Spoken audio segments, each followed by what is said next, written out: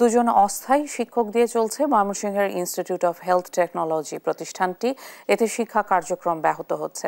এ নিয়ে মানববন্ধন কর্মসূচি পালন করছেন শিক্ষার্থীরা।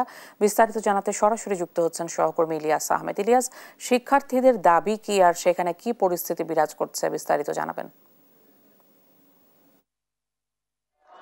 ভবিষ্যৎ নিয়ে অনিশ্চয়তায় পড়েছেন ইনস্টিটিউট অফ হেলথ টেকনোলজি ময়মনসিংহের যে বিভাগীয় প্রতিষ্ঠানটি রয়েছে, সেই প্রতিষ্ঠানটির 156 জন শিক্ষার্থী। তারা বলছেন যে 2022-23 সেশনে তারা ভর্তি হওয়ার পরেই কিন্তু শিক্ষক সংকটে ঢুকছেন। অর্থাৎ বিগত 4 মাস পূর্বে তাদের অধ্যক্ষ থাকলেও এই 4 মাস পূর্বে কিন্তু তাদের অধ্যক্ষ অন্যত্র বদলি হয়। অস্থায়ী 2 জন শিক্ষক দিয়ে তাদের ক্লাস পরিচালনা করা হচ্ছে এবং যার কারণে শিক্ষার্থীরা কিন্তু বিভিন্ন বিষয়ে কিন্তু তারা যে ব্যবহারিক ক্লাসগুলো রয়েছে সেই ক্লাসগুলো থেকে কিন্তু তারা বঞ্চিত হচ্ছেন এবং অস্থায়ী শিক্ষকরা কিন্তু সপ্তাহে 2 জন শিক্ষক 2 দিন কিন্তু আসেন, যার কারণে শিক্ষার্থীরা কিন্তু সকল বিষয়ে তারা পড়াশোনা থেকে বঞ্চিত হচ্ছেন এবং তারা বলছেন যে যথারীতি তাদের পরীক্ষা হলেও কিন্তু তারা এই যে শিক্ষক সংকট সহ অন্যান্য সুযোগ সুবিধা যে রয়েছে সবগুলো কিন্তু সংকট রয়েছে। সেই সংকটের কারণে কিন্তু তাদের যে ক্যাম্পাসটি সেটি কিন্তু দিনে দিনে কিন্তু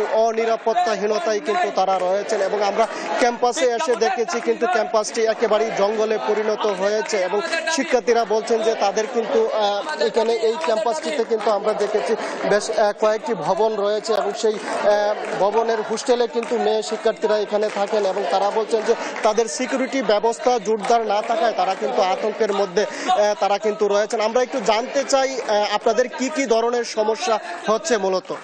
আমাদের মূলত এখানে কোনো টিচার নেই। আমরা যে 4 বছর এটা কোর্সে আসছি, 2 বছর ধরে আমাদের কোনো টিচার নেই। গেস্টের সাথে আমাদের ক্লাস হচ্ছে, আমাদের কোনো সিকিউরিটি নেই, ক্যাম্পাসে কোনো পরিচর্যা হচ্ছে না, কিচ্ছু হচ্ছে না। তো রাষ্ট্রের কাছে আমাদের একটা দাবি, যত সম্ভব আমাদেরকে টিচার দিক এবং আমাদের ক্যাম্পাস সিকিউরিটি বাড়াক।